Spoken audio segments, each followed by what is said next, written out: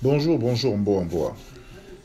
La vidéo que je fais aujourd'hui, en réalité, c'est pour plus tard, rester dans les records, pour que les enfants, la famille, ceux qui sont intéressés par l'origine euh, de la famille Njo Chane, ou Njo Alain, ou Bonamwenya, ou Bonachane, puissent regarder cette vidéo et me donner une impression qu'ils ont sur l'ensemble des connaissances que mon père, mon grand-père et d'autres personnes de la famille, dont je ne citerai pas les noms parce que la liste est trop longue, ce qu'on apprend au fil de temps et une connaissance qui est nécessaire pour savoir là où on va, il faut d'abord savoir d'où on vient. Donc pour commencer, les Pongos. Ce fameux nom, Pongo, le département de Dibombari, en plus particulier Bomono et précisément Bonakolo. Je dirais que la famille a commencé par un nom qui m'a été donné par mes parents, spécialement mon père qui était intéressé sur les travaux d'un arbre généalogique qui explique d'où on vient, dont la première des personnes qu'il faut savoir serait Epongue, d'où le nom Pongo, était comme les ancêtres de tous les Pongos. En particulier, nous aussi, puisque nous sommes des descendants des Epongue. Donc Epongue a eu un fils qui s'appelait Bomono Epongue. Bomono Epongue était dans les années 1625 jusqu'à 1720. Et cette descendance a continué et a donné naissance à un autre que nous connaissons sous le nom de Biadi Bomono. Biadi Bomono était autour de 1653 jusqu'en 1743. Voilà encore un de nos ascendants. Celui-là donne naissance maintenant à Ngebe Biadi. Ngebe Biadi est celui qui arrive, je pense, dans les années 1700. 1717 à probablement, je dirais, jusqu'à 1777. Qui lui donne naissance à Kolo Ngebe. Kolo Ngebe, autour de 1747, je pense qu'il est mort dans les années 1822, comme il m'a été rapporté, a aussi donné maintenant naissance à Mwenya Kolo. Le nom Mwenya commence à venir. Bona Mwenya. Donc nous allons arriver à Mwenya Kolo, donc, qui va de 1777 à peu près jusqu'à 1857. Qui lui aussi donne naissance à sa progéniture qui sera Kolo Mwenya. C'est on inverse juste les noms. Il y avait avant Mwenya Kolo qui donne maintenant naissance à Kolo Mwenya. Et Kolo Mwenya était dans les années 1807 jusqu'en 1877. Donc c'est Kolo Mwenya qui donne naissance maintenant à Epambi Kolo. Epambi Kolo, lui, il est né dans les années 1832 jusqu'en 1897. Et c'est Epambi Kolo qui donne naissance à Ewane Epambi. Ewane Epambi, lui, c'est plus récent déjà, ça va de 1850 jusqu'en 1910. Nous savons que le monde commençait déjà à bouillir un tout petit peu.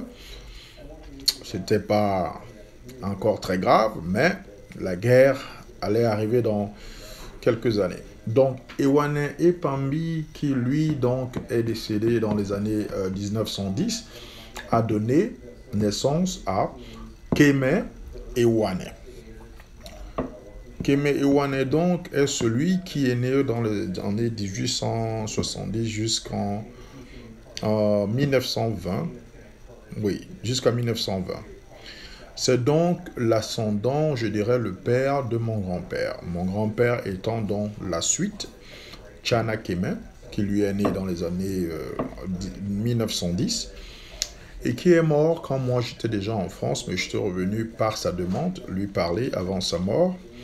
Donc il est mort en 1987.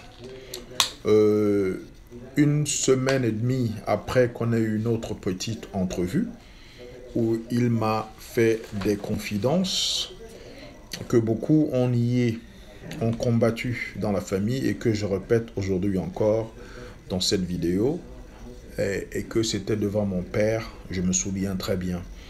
Et je ne peux pas oublier ce moment parce que c'est un moment magique. C'était ma dernière fois de lui parler et c'est quelqu'un que j'ai beaucoup admiré, où il m'a dit en notre langue, Pongo, Alain, Otia Wenge, Nasete, Wandi, Onwalane, Mbia, Oboso, Sengale, et papa ça, au Sengale, et papa ça, au Sengale, et papa ça. Répétez 3 fois. Mon père, présent, debout, choqué, lui dit, papa, Pasinkwa sa Mouna, Nya Pata Mambo. Mais je vous signale que j'étais déjà majeur. Si on considère que la majorité, c'est à partir de 18 ans, sur le régime français, j'étais déjà majeur. Si on considère que la majorité, c'est 21 ans, j'étais à l'aube de ma majorité de 21 ans. Donc, au moment où il me parle, moi, je ne savais pas les raisons pour lesquelles il m'a appelé, mais j'y suis allé parce qu'il fallait toujours obéir à ses demandes. Et j'arrive à Paris, je reprends mes cours. On m'appelle une semaine après pour dire que ton grand-père est décédé. J'étais obligé de repartir au Cameroun pour l'enterrement, qui s'est très bien passé d'ailleurs. Tchana Kemen, donc, mon grand-père dont je suis en train de parler, j'ai beaucoup d'admiration pour lui, c'est pour ça que je reste sur ce sujet un peu plus longtemps que les autres, a donné naissance à celui qui est dans mon père, Njo Tchane Théodore. Njo Tchane Théodore, effectivement, est né le 13 octobre 1937, en réalité. Même si, dans les documents, il a eu une carte qui a été faite en 1900, je pense, 39, quand ils sont allés lui faire une carte. À l'époque, tout est lent. Souvent, on fait la carte selon la date à laquelle tu te présentes chez les officiels des états civils. Bref, il est né le 13 octobre 1937. Et effectivement, lui aussi, il est décédé le 12 octobre 2012, c'est-à-dire la veille de son anniversaire. Il avait 75 ans à l'époque. Je l'ai vu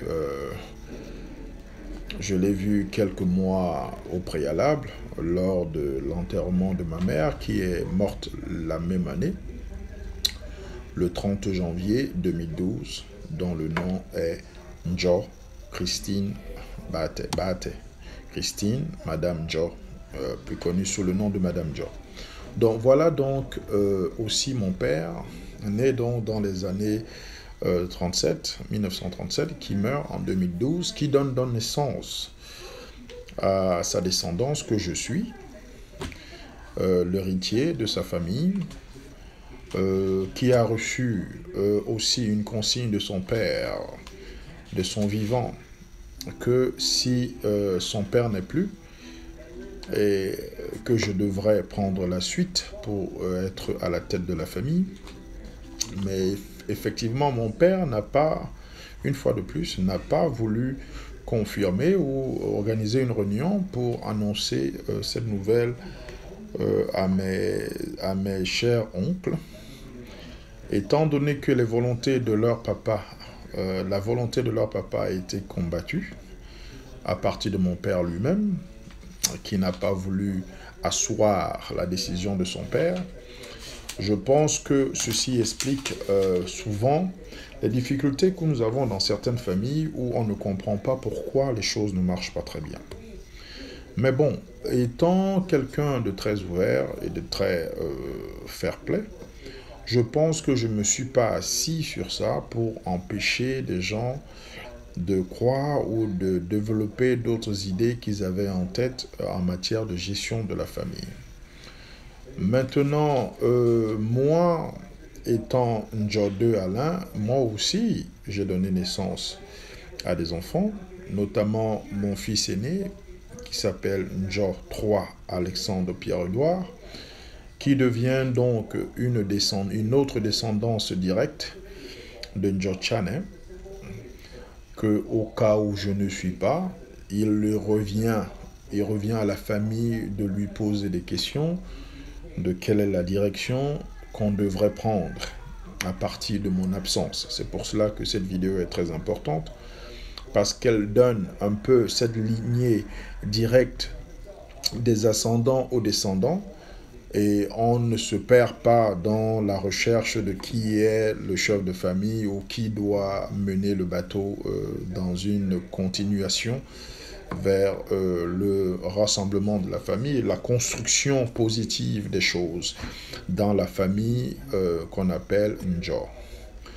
Maintenant, Alexandre est le premier fils, mais j'ai un autre fils qui s'appelle Njor Junior Larry Edric. Lui, il est né aux États-Unis, d'une maman asiatique, tandis que Alexandre, lui, il est né au Cameroun, d'une maman Batanga, de la famille Benaye.